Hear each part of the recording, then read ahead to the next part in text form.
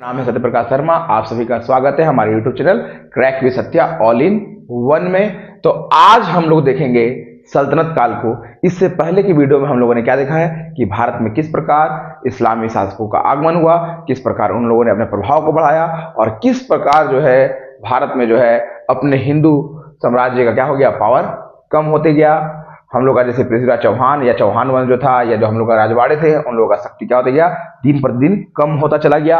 और हम लोग का देश में जो है मैंने इस्लामी शासक यानी कि मुस्लिम शासकों का या तुर्की वंशीय शासकों का क्या होता गया, शक्ति का प्रभुत्व बढ़ता चला गया। और किस प्रकार जो है एक वंश आता है जो कि नाम है गुलाम वंश, और वहीं से शुरू होता है एक काल, सल्तनत काल, जो कि हम लोग का टॉपिक है आज, जो शुरू होने वाला है सल्तनत काल। काल सल्तनत काल, कौन सा काल, सल्तनत काल। ये 1206 से लेकर 1526 तक रहता है। ठीक, सल्तनत काल कब से कब तक रहता है, तो 1206 से लेकर 1526 तक। और इस 1206 से लेकर 1526 तक के काल में कुल 5 वंश आते हैं। कितने वंश आते हैं, कुल 5 वंश आते हैं मुख्य मुख्य। पहला जो है गुलाम वंश, कौन वंश, गुलाम वंश, इसको मामलुक वंश भी बोलते हैं। इसी का एक और नाम क्या है, मामलुक, मामलुक वंश। इसी को इलबरी वंश भी बोलते हैं। क्या बोलते हैं, इलबरी वंश भी बोलते हैं, वंश नहीं वंश भी बोलते हैं। उसके बाद दूसरा जो आता है वो आता है खिलजी वंश। कौन वंश, खिलजी वंश। तीसरा जो आता है ये क्या आता है, तो तुगलक वंश। कौन वंश, तुगलक वंश। चौथा क्या आता है, तो अपना जो है कौन वंश, सैयद वंश। कौन वंश, सैयद वंश। और अंतिम जो आता है वो आता है कौन वंश, मोदी नहीं, लोधी वंश, लोधी वंश। अब कितना वंश हो गया, टोटल 5 हो गया। पहला, दूसरा, तीसरा, चौथा, पांचवा। ये पांचों वंश में क्या चीज कॉमन था, ये लोग अपने मुख्य अर्थात राजा को क्या कहते थे, सुल्तान कहते थे। और सुल्तान किसे कहा जाता था, तो जिसको खलीफा के द्वारा मान्यता प्राप्त हो।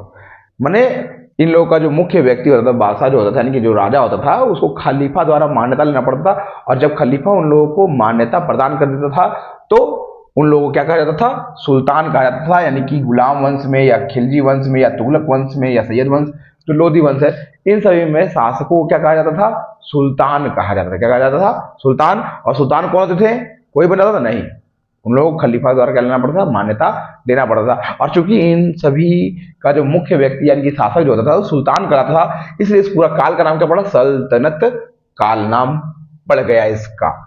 तो सल्तनत काल कब से कब तक रहा, 1206 से लेकर 1526 तक, जब तक कि बाबर जो है आता है और लोधी वंश के अंतिम शासक इब्राहिम लोधी को नहीं हरा देता है, तब तक जो है कौन सा काल रहा, सल्तनत काल रहा।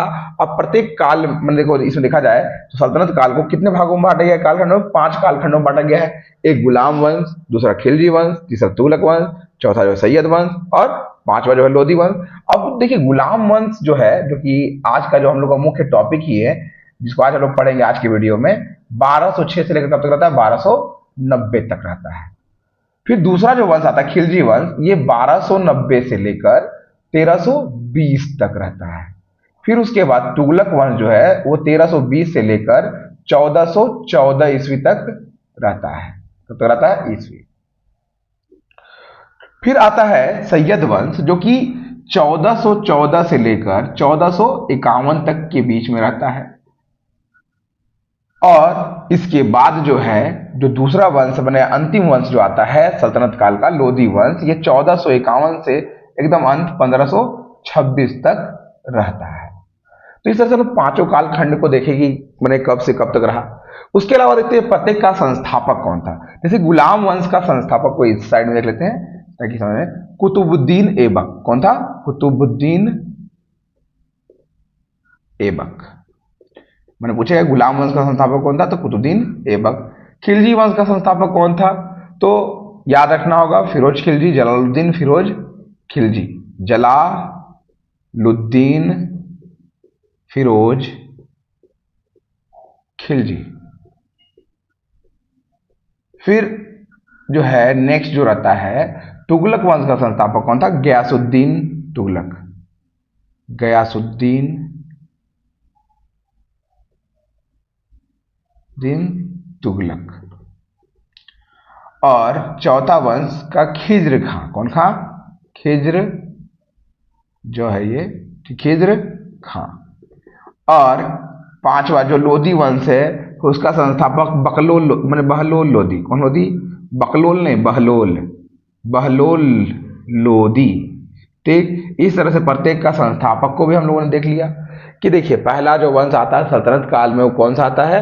तो गुलाम वंश। गुलाम वंश कब से कब तक रहा? 1206 से लेकर 1290 तक, 84 साल तक। और जो है इसके संस्थापक कौन थे? कुतुबुद्दीन ऐबक। लेकिन इसका वास्तविक संस्थापक जो है गुलाम वंश किसको माना गया? इल्तुतमिश को माना गया है।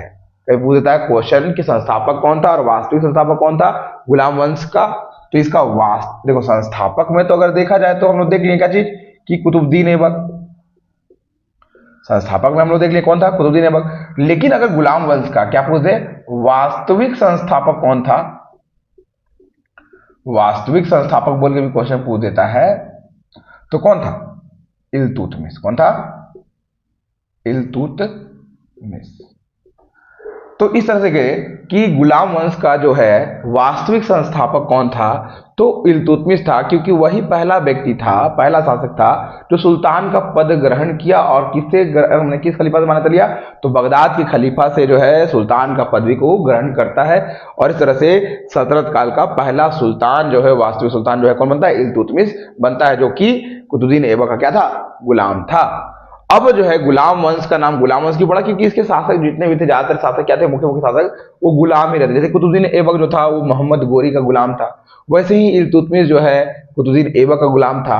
और आने वाले जनरेशन में जब हम लोग आगे पढ़ेंगे गुलाम वंश के बारे में, तो उसमें एक शासक आएगा बलबन। बलबन भी जो है वो इल्तुतमिश का गुलाम था। और इस तरीका से अगर देखा जाए तो गुलाम वंश का नाम इन गुलामी के कारण ही जो है इसका नाम क्या पड़ गया? गुलाम वंश पड़ गया। लेकिन कुछ विद्वानों में मतभेद है कि इसका नाम गुलाम वंश नहीं रहना चाहिए, क्योंकि इसके हर शासक गुलाम नहीं थे। क्योंकि जैसे कि देखा जाए कुतुबुद्दीन ऐबक तो गुलाम था, लेकिन उसका बेटा तो आराम शाह गुलाम नहीं था। फिर आराम शाह को मारकर इल्तुतमिश गद्दी बैठा, ये गुलाम था भले, ठीक, लेकिन इसका बेटा रुकनुद्दीन फिरोज शाह जो इसके बाद गद्दी बैठता है वो भी गुलाम नहीं था। फिर रुकनुद्दीन फिरोज शाह के बाद जो है रजिया सुल्तान गद्दी बैठती है वो भी गुलाम नहीं था। रजिया सुल्तान के बाद अगर देखा जाए तो बहराम शाह वो भी गुलाम नहीं था, मसूद वो भी गुलाम नहीं था, फिर उसके नासिरुद्दीन महमूद वो भी गुलाम नहीं था, उसका बलबन गुलाम था। लेकिन बलबन के बाद उसका जो पोता गद्दी बैठता है और पोता का फिर बेटा जो गद्दी बैठता है वो लोग भी तो गुलाम नहीं था। तो बहुत सारा लोग गुलाम इसमें नहीं था। इसलिए मैंने विद्वानों का कहना है कि इसको गुलाम वंश डायरेक्टली बोलना कि गुलाम था और गुलाम वंश बोल दिया जाए तो ये सही नहीं होगा। लेकिन फिर भी चूंकि इसका जो मुख्य जो प्रतापी जो इसका मेन शासक जो हुआ वो लोग क्या था? गुलाम था, इसलिए इस वंश को क्या बोला गया था? गुलाम वंश बोला जाता है। इसके अलावा इलवरी मैंने समुदाय से बिलोंग करने का इसको इलवरी शासक भी मैंने इलवरी वंश भी इसको बोला गया, ठीक। तो ये था हम लोग का मैंने गुलाम वंश का स्थापना। उसके बाद देखा जाए तो खिलजी वंश आता है। खिलजी वंश के संस्थापक कौन थे? जलालुद्दीन फिरोज खिलजी। अब जलालुद्दीन फिरोज खिलजी एक बुढ़वा था। क्या था? बुढ़वा था। ये 70 साल का उम्र में जो है साला जिस समय इसको मैंने लाठी पकड़ के चलने का उम्र था ऐसे करके, ठीक, उस समय साला का बन था राजा बनता, वो भी एक बुतरुआ को मार के। बुतरुआ कौन? तो की उम्र कितना साल था उसका उम्र? 3 साल। बताओ, जो कैकूबाद था, ठीक, उसका एक पुत्र था। कैकूबाद को तो पहले टको भी करता है, साथ में जो है जब कैकूबाद को मार देता है तो उसका बेटा 3 साल का नाबालिग को मैंने एकदम बहुत बुतरू को लुल्लू को क्या करता है? गद्दी बैठाता है और फिर उसको निर्ममता से हत्या कर देता है। तो कितना बड़ा जलील इंसान था, इसीलिए नाम है जलालुद्दीन। जलील से याद रखना जलालुद्दीन। अब जलालुद्दीन जो है 70 साल का उम्र का बैठता है, गद्दी में बैठता था, बुढ़वा सला गद्दी में बैठा था, ठीक।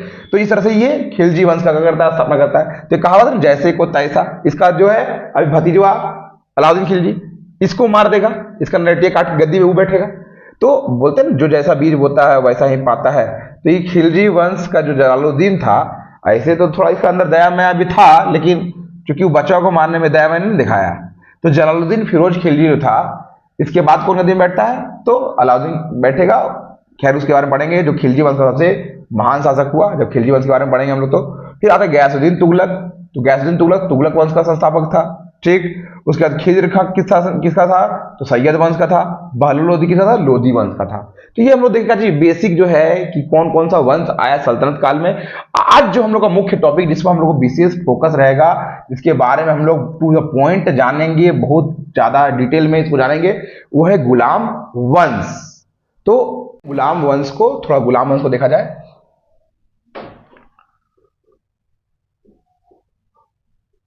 अब ये गुलाम वंश जो था, इसका स्थापना कब से कब तक हुआ था बाबू लोग, तो 1206 से लेकर कब तक चला था, 1290 तक चला था। इस दौरान बहुत सारे शासक आए। जैसे पहला अगर देखा जाए तो कुतुब उद्दीन ऐबक। फिर अगर दूसरा का बात किया जाए, दूसरा जो मुख्य शासक आया, मैंने मुख्य शासक अगर देखा जाए तो इल्तुतमिश आया, लेकिन उससे पहले कौन आया, आराम शाह। फिर इल्तुतमिश आता है। फिर इल्तुतमिश के बाद कौन आता है, इसका पुत्र रुकनुद्दीन फिरोज शाह।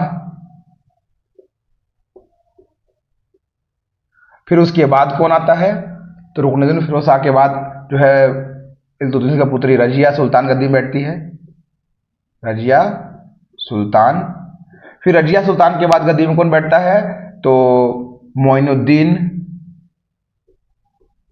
मोइनुद्दीन बहराम शाह, या बहराम शाह ही बोलते, बहराम शाह। फिर आता है कौन, अलाउद्दीन मसूद।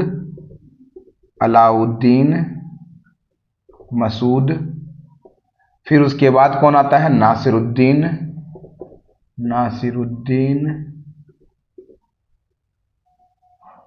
महमूद। फिर कौन आता है, बलबन। फिर कौन आता है, 10 नंबर का देखा जाए तो काकूबाद या कैकूबाद ही बोलते हैं, कैकूबाद, बुगराखा का लड़काठो। फिर कौन आता है, 12वां नंबर क्यूमर्स। 11वां नंबर कौन आता है, क्यूमर्स। अभी क्यूमर जो है बहुत नाबालिग 3 साल का बच्चा था, ठीक, वो आता है और खत्म हो जाता है खेला यहाँ पर। अब देखो डेट भी देख लेते हैं, ये 1206 से लेकर 1210 तक। फिर आराम सा बड़े आराम से आया, बड़े आराम से गया, साल भर भी नहीं टिक पाया, ठीक। फिर 1211 से लेकर 1236 तक कौन, इल्तुतमिश। फिर उसके बाद जो है रुकनुद्दीन आता है, 1236 में आता है, 1236 में ही रुक जाता है, रुकनुद्दीन रुक गया उसी समय। रजिया सुल्तान पहली महिला मुस्लिम शासिका का देखा जाए तो 1236 से लेकर 1240। उसके बाद आता है बहराम शाह, 1240 से 1242।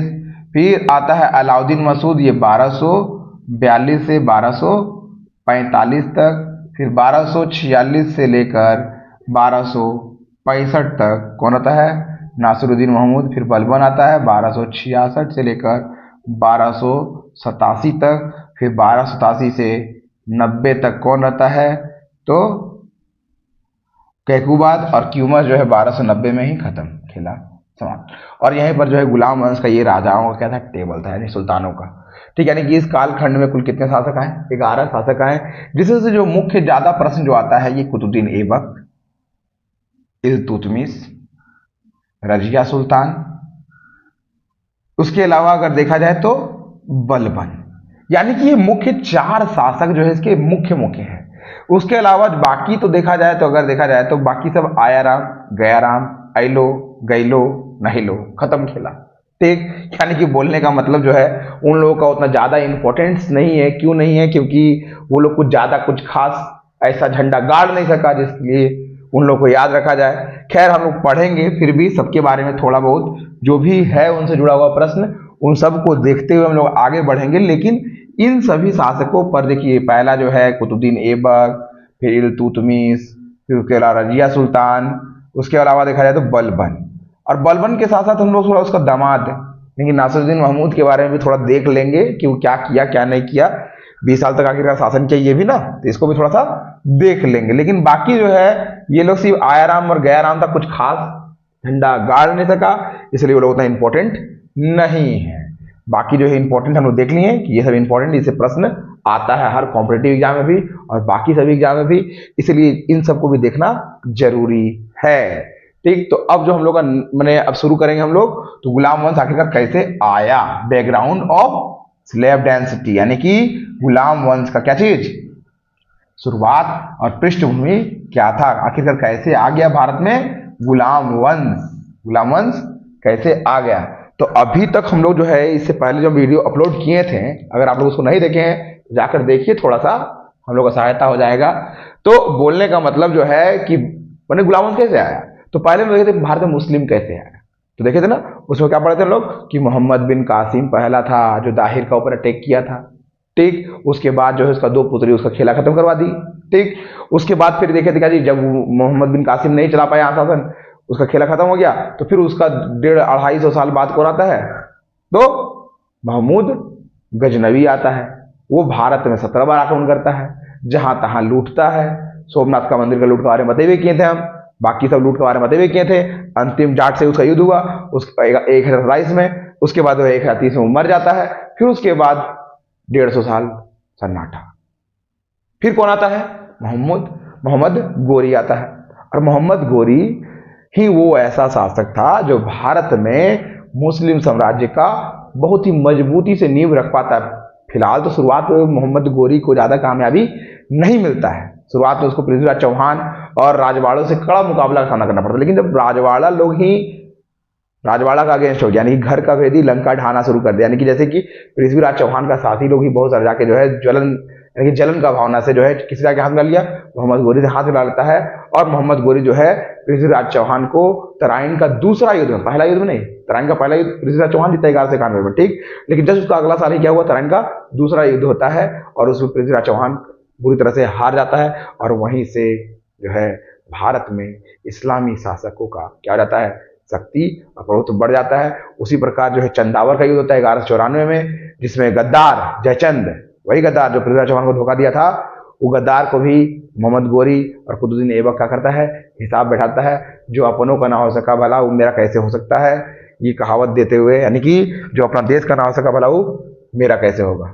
ठीक, इस तरह से मोहम्मद गोरी उसको चंदावर का युद्ध में हरा दिया कन्नौज के शासक को, और भारत में जो है इस्लामिया साम्राज्य का क्या होने लगा, स्थापना हुआ। कुतुबुद्दीन ऐबक चूंकि बहुत ही विश्वसनीय था किसका, मोहम्मद गोरी का, इसलिए उसको दिल्ली में बैठा कर गया। कौन, मोहम्मद गोरी, किसको, कुतुबुद्दीन ऐबक को। ऐसे मोहम्मद गोरी का दो और गुलाम था, एक का नाम था एलदौज और एक का नाम था कुबाचा। लेकिन माय डियर बाचा लोग, उसको ध्यान से समझिएगा कि कैसे गुलाम वंश आया, तो दिल्ली में किसको छोड़ दिया, वो कुतुबुद्दीन ऐबक को। अब कुतुबुद्दीन ऐबक धीरे धीरे धीरे जो है भारत में अपना पकड़ करने लगा, बढ़ाना शुरू कर देता है, यानी कि धीरे धीरे धीरे धीरे क्या करता है, अपना पकड़ को बढ़ाता है। कौन बढ़ाता है, कुतुबुद्दीन ऐबक। और जहां तहां युद्ध करता है, जिसको हराता है, और हराने के बाद जो है वो बहुत सारा काम भी करता है, बहुत सारा निर्माण करता है और भी बहुत सारा काम करता है। तो आज हम लोग देखेंगे गुलाम वंश को। ठीक, तो गुलाम वंश में सबसे पहला शासक जो है कुतुबुद्दीन ऐबक का स्वागत है आपको।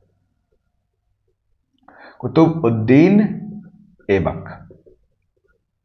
तो कुतुबुद्दीन ऐबक जो था वो मैंने कब गद्दी में बैठा, 1206 में। कब तक रहा, 1210, यानी कि 4 साल। कितना साल तक, 4 साल तक गद्दी पर रहा। अब देखो देखते हैं ये क्या बनवाया, कुतुब मीनार बनवाया। क्या बनाया, कुतुब मीनार बनवा दिया, निर्माण कार्य शुरू कराया। किसकी याद में, बख्तियार काकी की याद में। अब पूछता है प्रश्न कि कुतुब मीनार का नाम क्या कुतुबुद्दीन ऐबक के नाम पर पड़ा, तो आंसर क्या है, ना।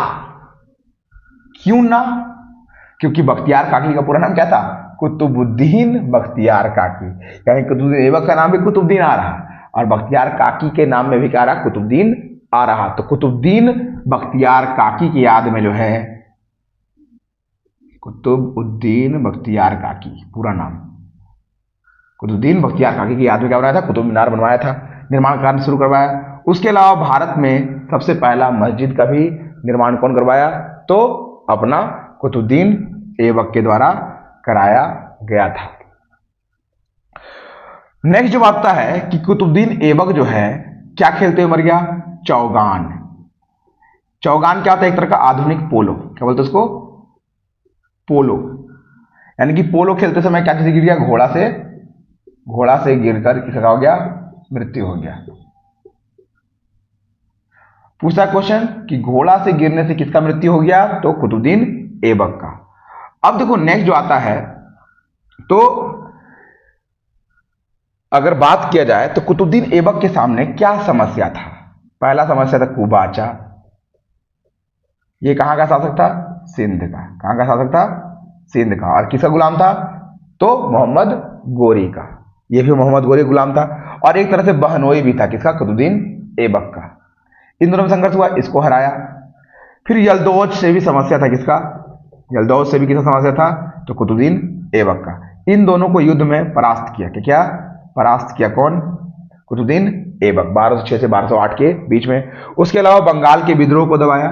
कौन सा विद्रोह को दबाया, बंगाल के विद्रोह को भी कौन दबाया, बंगाल के विद्रोह को दबाया। कौन दबाया, तो कुतुबुद्दीन ऐबक 1209 में। कब दबाया, 1209 में। ये इतना ताड़ाताड़ी आया, ताड़ाताड़ी गया, आया राम गया राम में ही था, क्योंकि 4 साल तक शासन किया, तो बहुत ज्यादा कुछ तो शासन में झंडा गाड़ सका नहीं, ठीक। लेकिन फिर भी एक योग्य शासक था, ये जो है अपना योग्यता का परिचय दिया।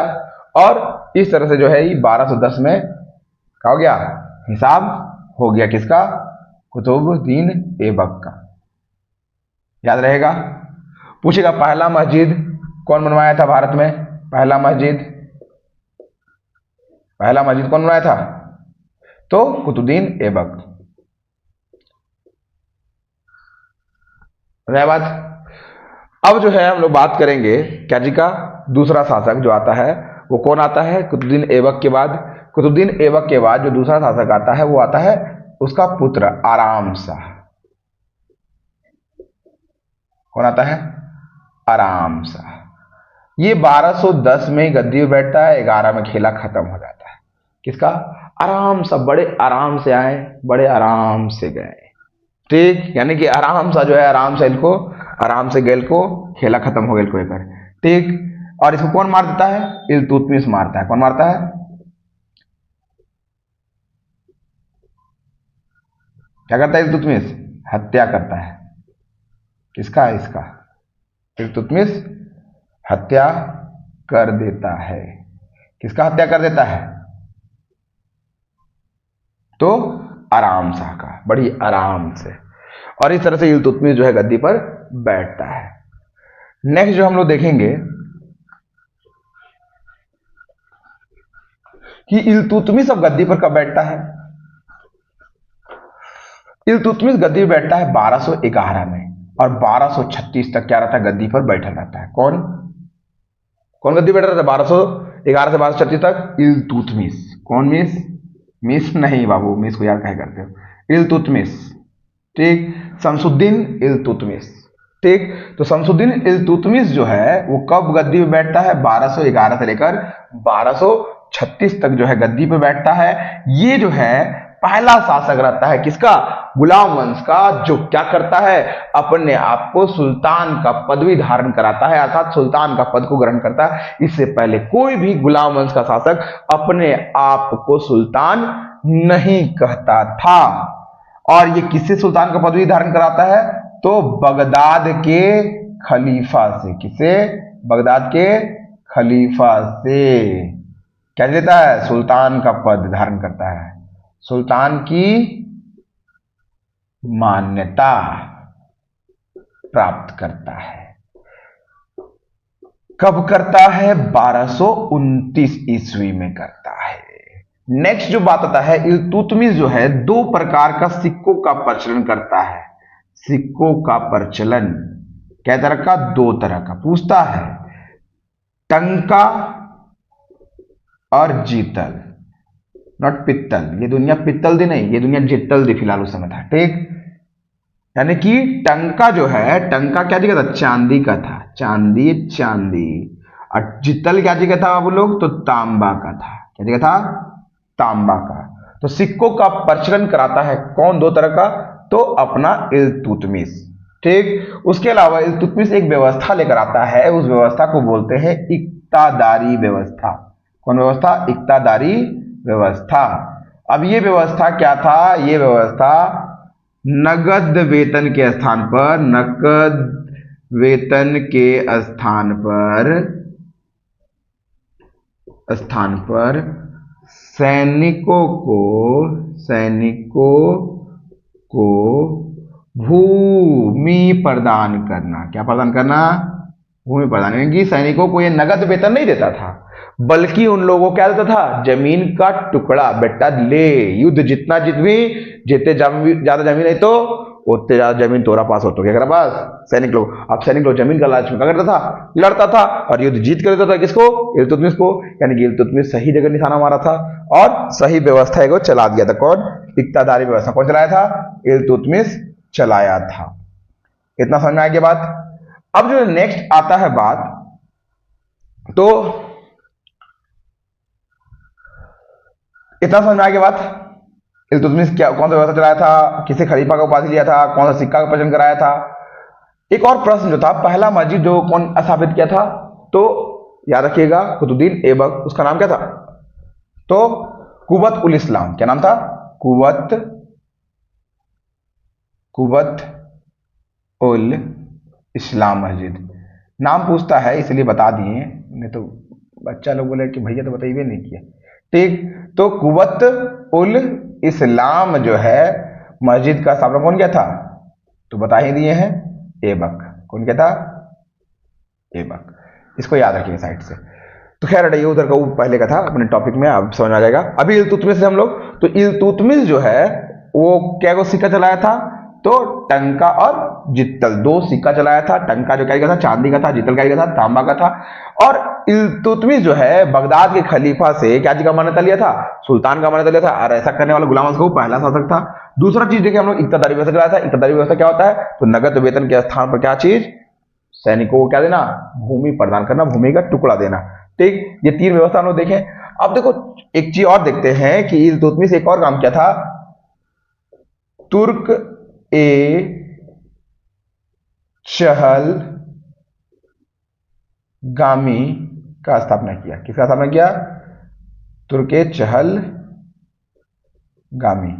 जिसको हम लोग एक और चीज बोलते हैं चालीसा बोलते। क्या बोलते शॉर्टकट में? चालीसा। ये 40 दासों का या अमीरों का समुदाय था। 40 अमीर गुलामों का समुदाय था।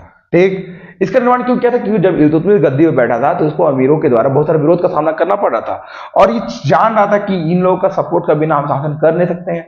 इसलिए ये बोला कि वो कहें तुर्क का पत्ता फेंका जाए, एक ऐसा मंडल बना दिया जाए, कैबिनेट बना दिया जाए जिसमें उन सबको स्थान दिया जाए जो मेरा विरोध कर रहा, और उन लोगों का अकॉर्डिंग शासन करें। उन लोगों से पहले राय लिया जाए कि भैया ये ना करें, वो ना करें, और इस तरह से क्या करता था? ये राय लेता था, यानी कि उन लोगों से सलाह मशवरा लेता था और उन लोगों का सहमति के बाद ही कोई काम करता था। ये बहुत सियाना था। यानी कि बोलते नहीं है चाय कैसे नहीं है, फूक फूक के पीना चाहिए ताकि मुंह नहीं जलेगा।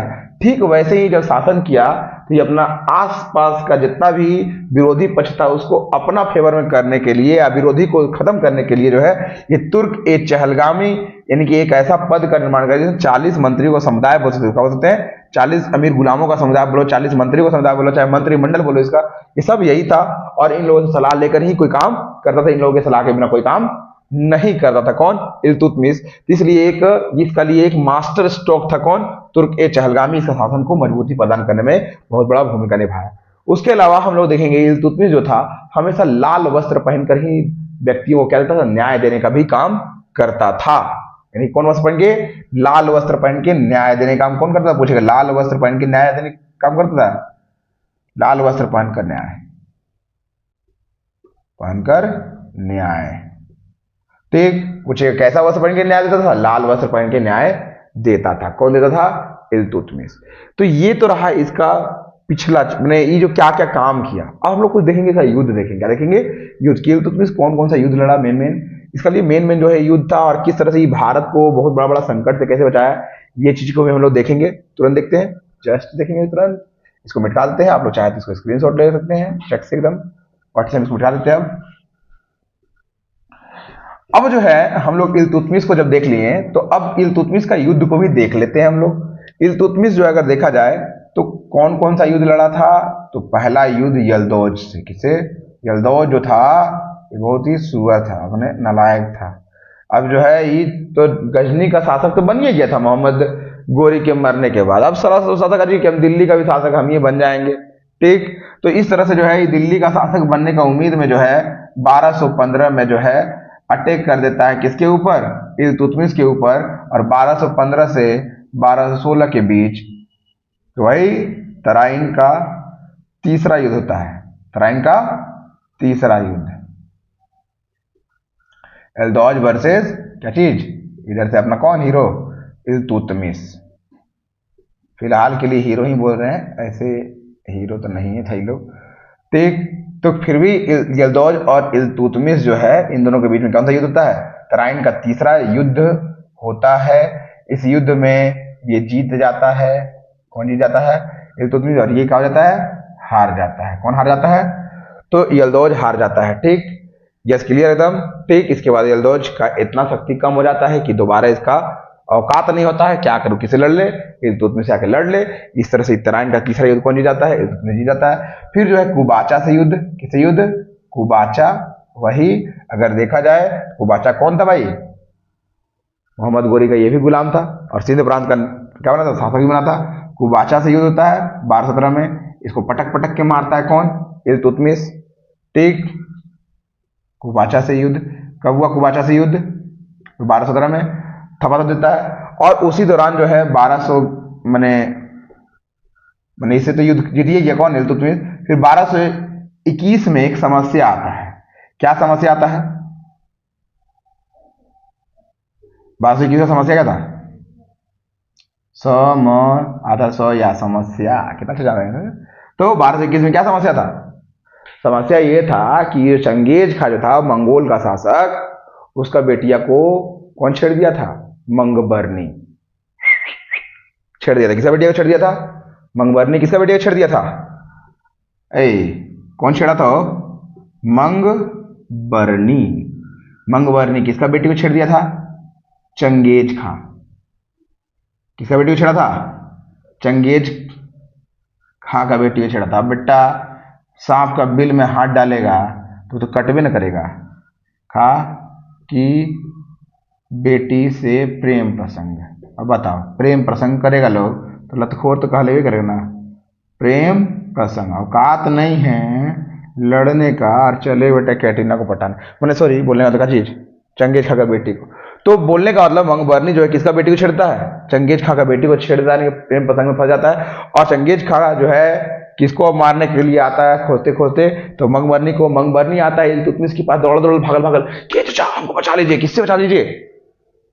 ये चंगेज खां से बचा लीजिए। किससे बचा लीजिए? चंगेज खां से।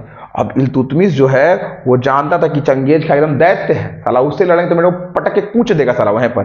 कौन कूच देगा? ये चंगेज खां। किसको कूच देगा? इल्तुतमिश को। इल्तुतमिश पूरा सियाना था, बोलता है बेटा मंगबरनी पतली गली पकड़, साला भाग।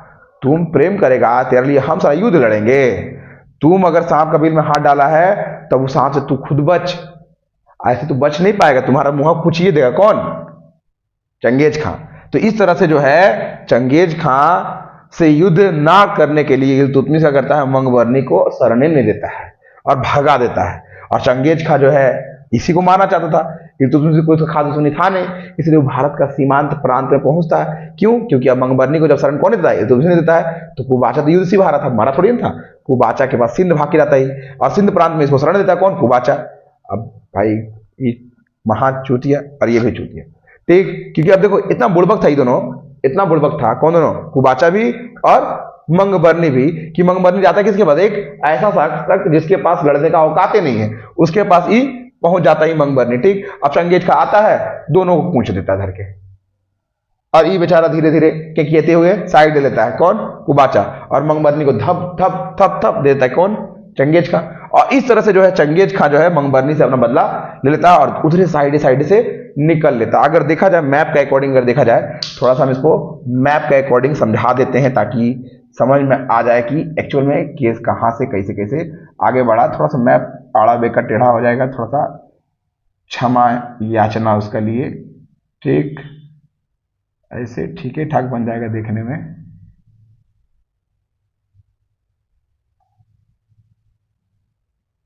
ये हम लोग का प्यारा भारत क्या चीज है, प्यारा भारत हिंदुस्तान, और ये रहा अपना सुअर पाकिस्तान।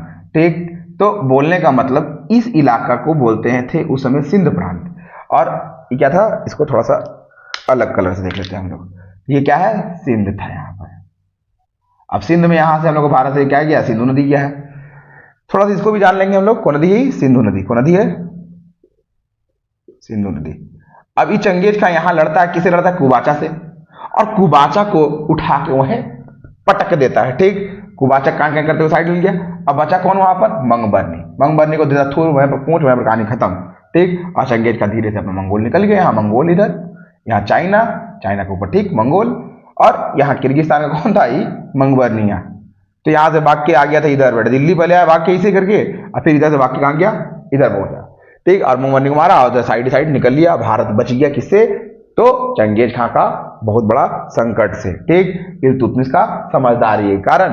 अब उसी दौरान जो है 1227-26 में जो है फिर से मैंने इल्तुतमिश का युद्ध होता है किसे, कुबाचा से। कुबाचा को फिर हरा देता है उच्च के मैदान में, लाहौर के युद्ध में। ठीक, और इस तरह से लाहौर में जब कुबाचा की हार होता है और कुबाचा को बोलता है कि तुम सरेंडर करो एकदम बिना शर्त, बिना शर्त का करो, सरेंडर करो। कुबाचा इतना शर्मसार होता है कि बेटा साला आज तक जिंदगी में कोई युद्ध नहीं जीत रहे हम, साला जी के कोई फायदा नहीं, साला चुप गुप्त पर कूद गया कहा है, देखो ये कौन नदी है, सिंधु नदी में कूद गया। और क्या बोलते इसको,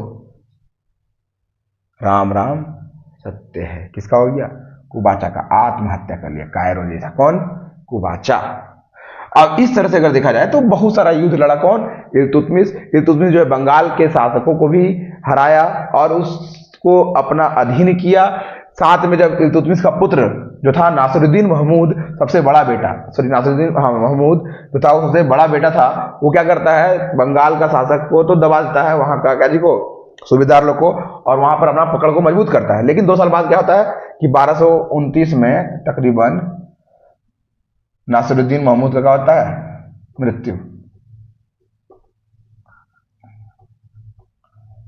महमूद का क्या हो जाता है, मृत्यु हो जाता है।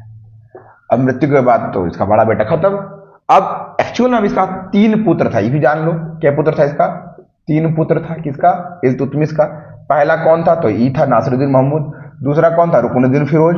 क्या था, रुकनुद्दीन फिरोज। फिर तीसरा कौन था, बहराम शाह, और उसका एक पुत्री थी रजिया सुल्तान। ऐसे नाम बोल दिए, 3 पुत्र। पहला नासिरुद्दीन महमूद, नासिर लिखते हैं, नासिरुद्दीन महमूद। ठीक, दूसरा कौन था, रुकनुद्दीन फिरोज, यह योग्य था एकदम। फिर तीसरा कौन था, बहराम शाह, और पुत्री कौन थी, रजिया। ठीक, ये पुत्री थी, ये क्या थी, बोल कर दिया, पुत्री थी। तो इस तरह से देखा जाए तो ये तो मर गया, पहले कहानी खत्म। अब देखो इल्तुतमिश का भी मृत्यु हो जाता है कब, 1236। कब मर जाता है, 1236 में। लेकिन इसके अलावा भी ये देखो 3 तो ये सब मेन था। ठीक, इसके अलावा भी अगर देखा जाए इल्तुतमिश जो है रणथंभौर का युद्ध जीता था, चित्तौड़ का युद्ध जीता था, और बहुत सारा युद्ध लड़ा, जैसे जैसे उसे बहुत हद तक कामयाबी प्राप्त किया था। कौन, तो अपना इल्तुतमिश। ठीक, लेकिन इसका जो सबसे मेन चीज था यही था। ठीक, जो हम लोग जान लिए।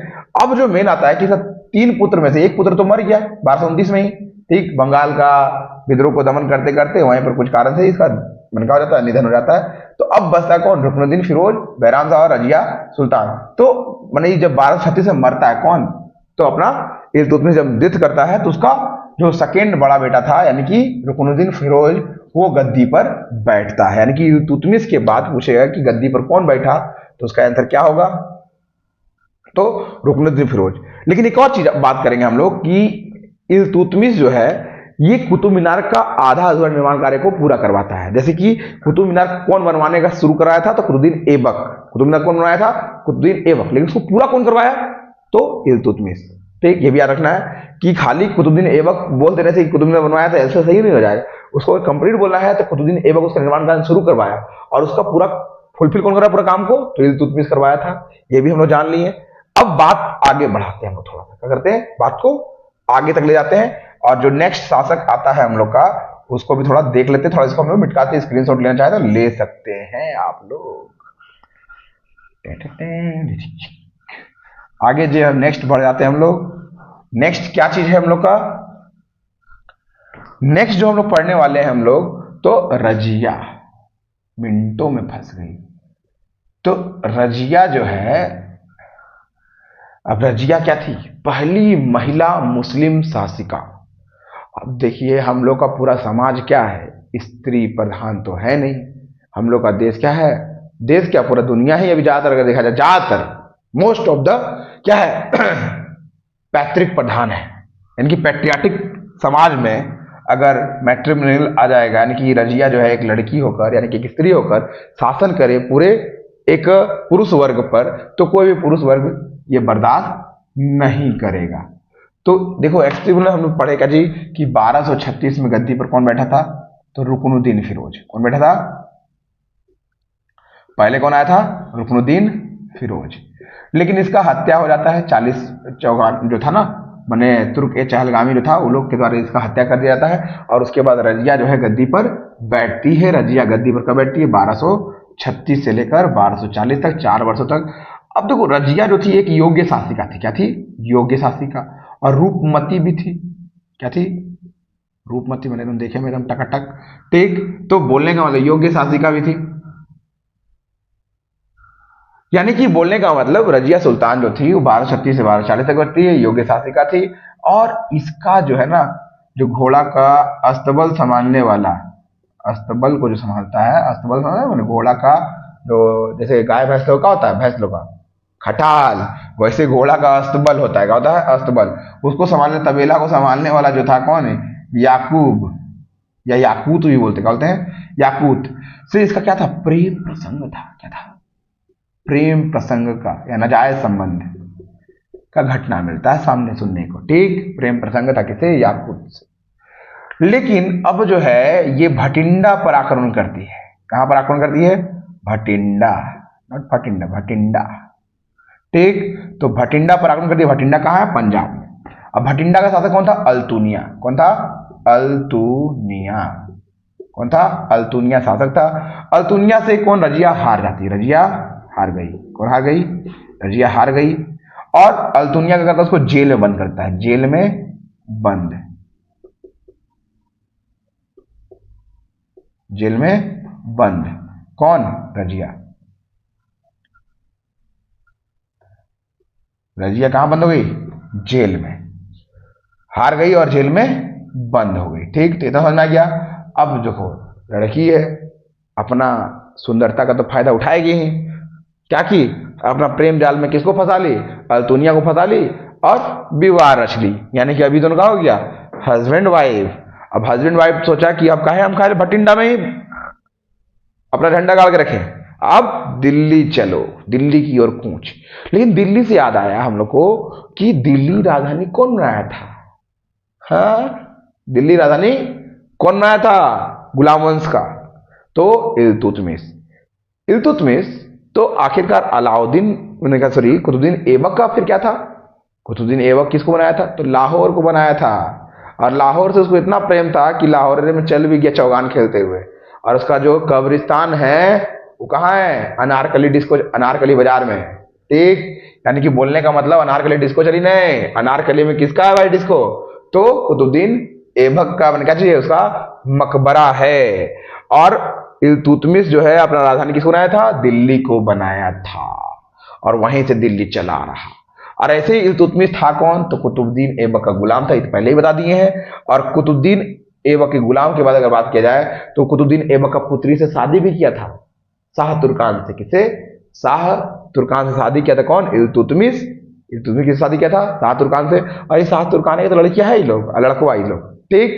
तो शाह तुर्कान से जो है उसका 4 गो लड़का बच्चा हुआ, जानिए लिया हम लोग, यानी कि दामाद भी था कुतुबुद्दीन ऐबक का वो, ठीक। तो ऐसे पता चल गया हम लोग को कि दामाद कौन था, तो इल्तुतमिश दामाद था। किसका दामाद था, कुतुबुद्दीन ऐबक का। और ये सब हम लोग जान लिए। अब ये अल्तुनिया जो है और रजिया मिलकर जाती है फिर से दिल्ली पर शासन, दिल्ली पर शासन, अरे दिल्ली का शासिका यही थी ना 1236 तक। फिर इसको जाने जरूर का पड़ता है, जाने जरूरत पड़ता है दिल्ली पर फिर से कब्जा करने के लिए, इसलिए जरूरत पड़ता है क्योंकि जब रजिया कहां से, दिल्ली से गई थी भटिंडा प्रशासन करने के लिए, तो वहां तुर्क के चहलगामी का अलग प्लानिंग चल रहा था। वो जैसे हटी, वहां बहराम शाह गद्दी पर मैंने बैठा गया। कौन? तुर्क के चहलगामी लोग किसको गद्दी पर बैठा दिया? तो मोइनुद्दीन बहराम शाह को, यानी किसका? भैवा को गद्दी बैठा दिया। और जब भैवा गद्दी पकड़ लिया तो अब बहनी केतु भाई, कौन बहनी, कैसन बहनी, भाग यहां से। और रजिया गद्दी से हट गई। अब रजिया फिर से अपना गद्दी चाहती है, किससे? बहराम शाह से। लेकिन बहराम शाह पूरा पावरफुल, अब उस समय सक नहीं पा रही उससे, ठीक। और वहां से जब ही अपना सोना गहना चांदी लेके निकली, कहां से निकली? तो अगर देखा जाए तो निकली दिल्ली से, और रास्ता में जा रही थी, जंगल पार करी थी।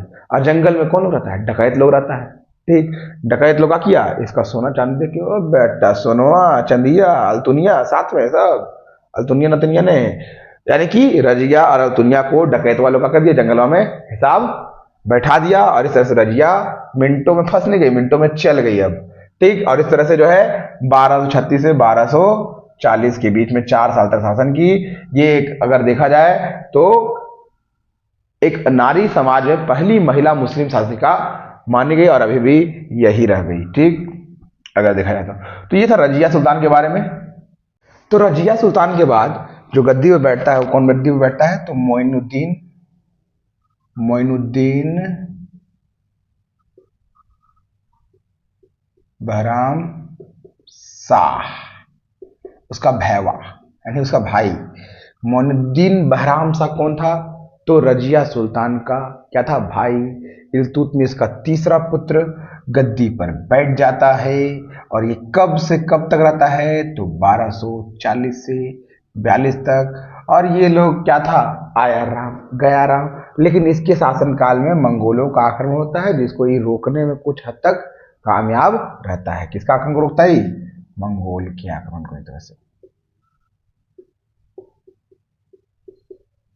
आक्रमण को रोकता है। किसका रोकता है?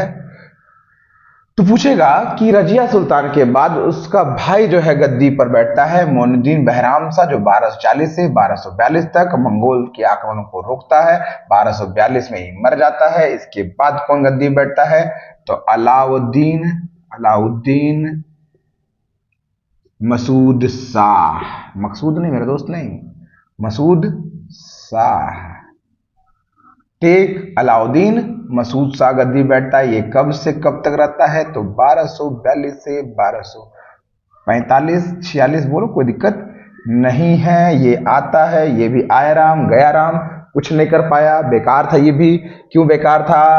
क्योंकि ये शासन तो कर रहा था, लेकिन इसके समय में शासन की सदर रहा था तुर्क के चहलगामियों का, यानी कि अमीरों का बोलबाला ज्यादा था। और अलाउद्दीन मसूद शाह नाम का क्या था? सुल्तान था। तो ये भी आया राम गया राम, आया राम गया राम। उसके बाद नासिरुद्दीन महमूद गद्दी पर बैठता है। महमूद कौन? नासिरुद्दीन महमूद जो है गद्दी पर बैठता है। और ये कौन है? बलबन का दामाद, बलबन का दामाद, इल्तुतमिश का पोता, इल्तुतमिश का पोता, बलबन का दामाद। दामाद जी मोरे अंगना है पधारे। 1946 से लेकर 1246 से लेकर 1265 तक गद्दी पर आता। लंबा चौड़ा काल है इसका। लेकिन अगर देखा जाए तो गुलाम वंश में सबसे खराब हालत इसी नासिरुद्दीन महमूद का ही होता है। क्यों? क्योंकि ये जो है कहा जाता है कि टोपी सिलकर, क्या सिलकर? टोपी सिलकर अपना रोजी रोटी चलाता था, ठीक। सोचो ये क्या चीज, सुल्तान और टोपिया सी के खींच रहा लो राजपाट और अपना घर का खर्चा। सोचो कितना हालत है। ऐसा सुल्तान नहीं सुल्तान रहना अच्छा, ठीक। और दूसरा चीज, ये कुरान का अनुवाद करता था। क्या अनुवाद करता था? कुरान शरीफ का। ये चीज ठीक था। कुरान शरीफ का क्या करता था? कुरान शरीफ का अनुवाद करके उसको बेचता था बाजार में, ठीक, ताकि लोगों को क्या चाहिए? ज्ञान मिल सके, कुरान का ज्ञान मिल सके। तो इस तरह से कुरान शरीफ को जो है ना, ये क्या करता था? अनुवाद करके बेचता था, और उससे जो धन अर्जित था उससे अपना राजपाट और अपना घर का खर्च चलाता था। अर्थात बोल सकते थे कि गुलाम वंश का कंडीशन ये नासिरुद्दीन महमूद के समय में कितना खराब रहा होगा, इसी से हम लोग जान सकते हैं। ये अपना प्रधानमंत्री किसको नियुक्त किया था, तो बलबन यानी कि अपना ससुर जी को नियुक्त किया था। 20 साल तक शासन किया, लेकिन कुछ झंडा गाड़ नहीं पाया। ठीक जब पता चला कि शासन माने शासक तो ये था, लेकिन शासन कौन कर रहा था, बलबन। बलबन कहाँ 40 यानी कि तुर्क के चहलगामी में 40वां पद पर एक समय था, लेकिन इसके समय में इसको प्रथम पद दे दिया गया, जिसका शक्ति का हो गया बहुत ज्यादा वृद्धि हो गया। और शासन को पूर्ण रूप से कौन नियंत्रण करने लगा, बलबन ही कर रहा था। यानी कि शासक तो कौन था, नासिरुद्दीन महमूद था, लेकिन शासन कौन कर रहा था, ससुर जी यानी कि बलबन। ठीक, और इस तरह से हम लोग देखें कि बलबन जो है शासन किया। एक्चुअली में शासक तो नाम मात्र कौन था, नासिरुद्दीन, लेकिन वास्तविक शासक कौन कर रहा था उस समय, बलबन कर रहा था। तो ये हम लोग देखें 3 गो आयाराम और गयाराम के बारे में। ठीक, बिठाते इसको। नेक्स्ट जो है बलबन। अब जो है बलबन जो है, यानी कि बलबन कब गद्दी पर बैठता है, तो 1266। डेथ कब करता है, इस पर डाउट है, सबको डाउट है। तो 1286 के अंत तक, 1287 हम 87 मान के चलते फिलहाल। ठीक, तो 1287 में जो है बलबन का क्या हो जाता है, मृत्यु। यानी कि 66 से लेकर 1287 तक का जी जो है इसका शासन चलता है। ये बहुत ही प्रतापी शासक था, कठोर दिल वाला शासक था। ये कौन सा नीति चलाता है, लौह एवं रक्त की नीति। किसकी नीति चलाता है, लौह एवं रक्त की नीति चलाता है। पूछता है कौन सा गुलाम शासक जो था, गुलाम वंश का शासक जो लौह रक्त की नीति चलाता है। दूसरा जो है अगर देखा जाए, इसका पहला पॉइंट हम लोग देख लिए, लौह रक्त का नीति। दूसरा जो बात आता है वो क्या आता है, तो एक त्योहार का शुरुआत करता ही नौरोज। कौन त्योहार का शुरुआत करता है, नौरोज त्योहार का। ये कैसा त्योहार है, फारसी त्योहार है। कौन त्योहार है ये, फारसी त्योहार का शुरुआत करता है नौरोज का। फिर तीसरा, ये सिजदा एवं क्या चीज, पैबोस प्रथा, जो कि ईरानी प्रथा, कैसा प्रथा है, ईरानी प्रथा का प्रचलन करता है, प्रचलन शुरू करता है। अब सिजदा और पाबोस है क्या, इसको थोड़ा समझते हैं। सिजदा जिसमें राजा के सामने सिर झुकाकर, और 3D मूवी देखे ना ऐसे वाला, तो सिजदा माने सर झुकाना, किसके सामने, शासक के सामने। और पाबोस का मतलब माने ये समझ लो पैरवा है, और पैरवा को चूमना। सोचिए साला इसका पैर को चूमेंगे बलबन का, या कोई भी उस समय आता था तो उसको सुल्तान का सम्मान में उसका पैरों को चूम कर उसको सम्मानित करना पड़ता था। पैरों को चूमना, क्या चूमना, किसको चूमना, पैरों को चूमना, किसका, सुल्तान का। और सिजदा का मतलब सर झुकाना, किस सामने, राजा के सामने सिर झुका कर रहना। ठीक, और नौरोज तो एक त्योहार था। लौह रक्त नीति का मतलब होता है जिसको समझा दिया, समझ गया तो समझ गया, नहीं तो मार दो उसको खट से। ठीक, यानी कि मारपीट वाला नीति। ठीक, यानी कि पहले समझाने में विश्वास, नहीं समझा तो लतियाने में विश्वास। ठीक, फिर चौथा अगर बात किया जाए इसका, तो ये शराब पर, नशा पर क्या लगा दिया था, बंदी, शराबबंदी, नशबंदी नहीं, शराबबंदी। ठीक, तो शराबबंदी कराया, किसी चीज को बंदी करा दी, शराब नशा पर बैन लगा दिया, जुआ पर बैन लगा दिया, जुआ हराम होता है, जुआ पर बंदी, शराबबंदी, ये सब कौन करा दिया। राज्यसभा में कोई मैंने जो राज घराना का बैठा रहता था उसको कोई हंस नहीं सकता था। कठोर अनुशासन, यानी कि अनुशासन प्रिय शासक था ये। अनुशासन इसका बहुत मायने रखता था, अनुशासन। हमेशा ये राजकीय पोशाक में रहता था, राजकीय पोशाक में।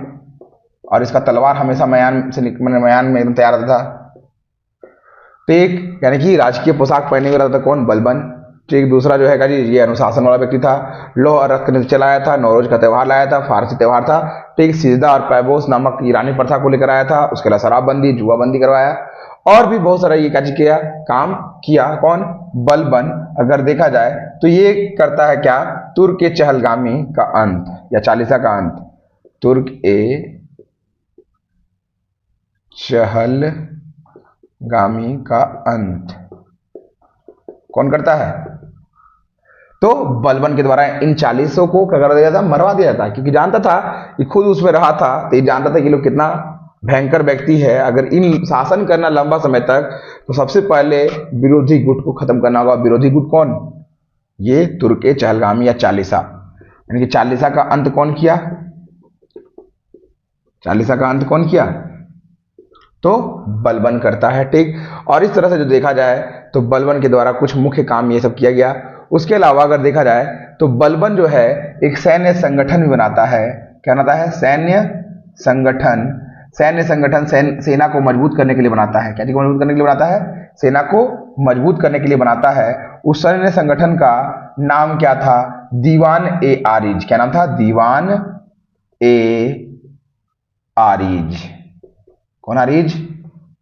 मेरा एक स्टूडेंट आरिफ ने, आरिज, दीवान ए आरिज। तो सैन्य संगठन जो है दीवान ए आरिज जो है उसका निर्माण करता है। क्यों निर्माण करता है उसका? तो उसका निर्माण करने का मेन कारण क्या था? ताकि जो है सेना को मजबूती प्रदान किया जा सके। उसके अलावा छठा अगर मेन काम किया जाए तो ये करता है एक गुप्तचर विभाग का स्थापना, बरीद ए मुमालिक, यानी कि कौन विभाग था? गुप्तचर विभाग। अब गुप्तचर विभाग एकदम होना ही चाहिए, ताकि एकदम कोना कोना खर में तो बोलते नहीं दीवारों के, तो एकदम अपना ये गुप्तचर फैला कर दिया था ताकि हर जगह खबर इसके तक पहुंच जाए। अब बलबन इतना अनुशासित व्यक्ति था कि जब 1285 में मंगोलों के आक्रमण के दौरान जो है इसका पुत्र मोहम्मद क्या हो जाता है? मारा जाता है। तो वहां पर एक आंसू भी नहीं बहाता। ऐसा कहा जाता है कि बाद में जाकर साइड में जो है शिवाजी मूवी देखा था, मिर्ची खा के कैसे बाथरूम जाकर होता है, वैसे साइड में जाकर होता है। कौन? कौन? बलबन रोता है, ठीक। तो इस तरह से जो है बलबन अपना पुत्र का शोक भरी सभा में सबके सामने न बनाकर बल्कि साइड बनाता है, लेकिन वहां पर एक बूंद आंसू भी नहीं बहाता अपने पुत्र के मरने के बाद। लेकिन उसके क्योंकि इसको अपने बड़ा पुत्र से बहुत प्रेम था, किसे?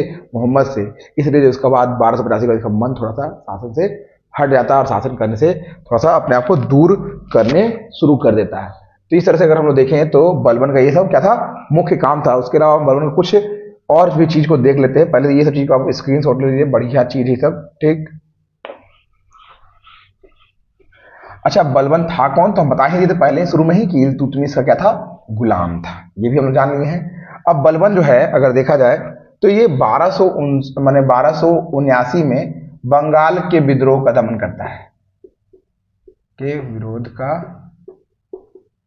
दमन। अब बंगाल का उसमें शासक में सूबेदार कौन था? तुर्गिल खां, तुर्गबेग खां। उसका पतन कौन करता है? तो बलबन करता है। 1285 में मंगोलों का दमन करता है, ठीक। तो ये सब इसका दो मेन काम था, ठीक। किसका? बलबन का। और 1287 में जो है इसका क्या हो जाता है? मृत्यु हो जाता है, ठीक। और मृत्यु के बाद इसका पोता गद्दी में बैठता है। पोता, बेटा नहीं। अब पोता कौन? कैकूबाद। कौन बाद? कैकूबाद, एक नंबर का नालायक, मताल। क्या था ये? मताल था, एकदम शराबी था, यानी कि क्या था? शराबी था, संगति खराब था। इसका बाप का नाम क्या था? बुगरा खां। क्या नाम था? बुगरा खां का पुत्र। किसका पुत्र था? बुगरा खां का क्या था? पुत्र था। बुगरा खां कौन था? तो बलबन का दूसरा बेटा, यानी कि छोटा बेटा। और ये खुद गद्दी पर बैठा क्योंकि बंगाल का सूबेदार बन के बैठा हुआ था। कौन? ये बंगाल का सूबेदार भी था, यानी कि तुर्गिल बेग खां को जब हटा दिया गया तो वहां का सूबेदार कौन लिया था? बुगरा खां। और बुगरा खां गद्दी पर क्यों नहीं बैठा बलबन के मरने के बाद? कि बलबन के मरने के बाद जो है अगर देखा जाए तो ये सोचा कि चलो अपना बेटवे को बैठाते हैं गद्दी पर। उस समय इसका 17 साल उम्र था। कैकूबाद की उम्र कितना था? 17 वर्ष। यानी कि पूछेगा कि 17 साल का वर्ष में गद्दी पे कौन बैठा? गद्दी पे 17 वर्ष की उम्र में, तो कैकूबाद,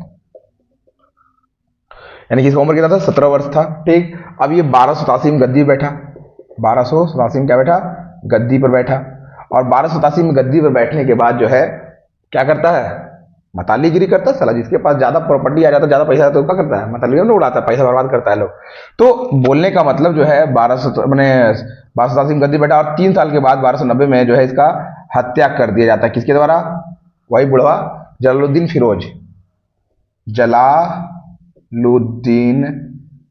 फिरोज के द्वारा क्या कर दिया जाता है? जलालुद्दीन फिरोज खिलजी, पूरा नाम लिख देते हैं, खिलजी के द्वारा हत्या, के द्वारा हत्या, जो कि सेनापति था किसका? ये कैकूबाद का, उसको मार देता है, के द्वारा हत्या कर दिया जाता है 1290 में। ठीक, और 1290 में ही जो अंतिम था क्यूमर्स, जो कि महज 3 वर्ष का था, 3 वर्ष का था, की निर्ममता से हत्या, निर्ममता यानी कि निर्दयता पूर्वक हत्या, निर्दयता पूर्वक हत्या, किसका निर्दय पूर्वक हत्या कर दिया जाता है? देखो क्यूमस जो कि 1290 में अगर क्यूमस 3 वर्ष का क्या था? व्यक्ति मैंने बच्चा था किसका? कैकूबाद का।